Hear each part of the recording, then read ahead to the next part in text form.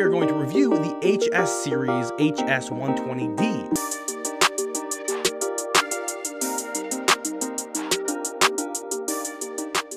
Now, this is a drone that's been on the market for quite a while now, but I just wanted to review it just in case anyone is still considering getting this drone in 2021. Personally, this is the first drone I've ever owned. I am not used to drones until just recently. I also want to share some of the research I've done to showcase exactly how this drone operates and if it's something that you want to invest your money in or go with another drone instead. So first, let's talk about video resolution. Now, Holystone says that their 120D has 1080p quality on their camera. From what I have recorded, it doesn't seem like it has been 1080, at least personally. However, as a whole, the camera sort of worked pretty well. The drone records with a micro SD card. You can record manually using your phone's storage. However, I have realized the quality of that is not nearly as good at all, actually. So if you record something on your phone or even take a picture, the quality of that is not as good as if you put a micro SD card into the drone and actually operate it that way. I highly recommend to get a micro SD card if you're going to get a drone like this, because if you decide to record just from your phone, the quality of that's actually not going to be 1080p. It's going to be much lower. So if you want to get the most quality of your drone, you're going to want to use at least a micro SD card to get that 1080p quality. Otherwise, it's not going to be as good. Now let's talk about what you get in the box. In the box, you will receive a instruction manual, the drone controller, replacement stands, and replacement propellers along with a screwdriver. You also receive 2 batteries along with the charger for both. The drone itself comes with a really nice case to hold the drone as well as all of the components, and it comes with some custom foam to keep everything organized. Last but not least, you get, of course, the drone itself. Right on the bottom, you'll see the actual camera. When you turn the drone on, it actually does have LED lights on all 4 sides and 4 propellers. The drone is very lightweight and sort of does feel like a toy. However, whenever it's in the sky, it really does a nice job. Now I want to talk about the battery life on these drones. This drone comes with 2 batteries and it's reported to have 36 minutes flight time using both batteries. Sometimes I got around 20 minutes per battery, which is actually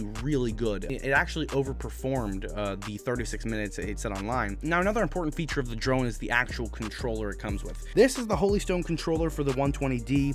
It has a power button right on the right side and a return to home button on the left side. 2 nice control analog sticks, as well as 2 antennas for GPS signaling. On the back, you will see speed triggers. You can actually speed up the drone or decrease the speed depending on if you're just starting out. And you're also able to angle the drone with the other wheel. Right above those, there's actually 2 buttons. On the left side, if you click that, you can take a picture with the controller, and on the right side, you can start shooting video. Overall, it's a decent controller. Underneath, it has 2 bottom grips just to make it a little bit easier to hold the controller. As for how it honestly feels more like a toy controller than anything else, but for 150 bucks, it gets the job done. Now let's talk stability as well as just flight performance in general. When it was connected to GPS, I felt really comfortable just letting the drone go up in the air, even keeping it up there as long as it's calibrated. There's things to remember if you're gonna actually get a drone like this is connecting to the GPS. So the GPS signal, from what I found, is actually not the strongest.